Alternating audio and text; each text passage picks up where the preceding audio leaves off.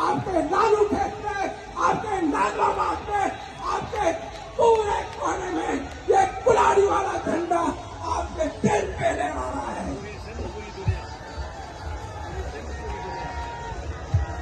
मैं अपने बहनों और भाइयों का आज इंतहाई शुक्रगुजार हूं, जो आज बामिजम से दुनिया को ये बता रहे हैं कि सिंध जागे नहीं, सिंध जागे नहीं, ये सिंध, ये शहीद थे, ये शहीद मशीह कॉन्फ्रेंस।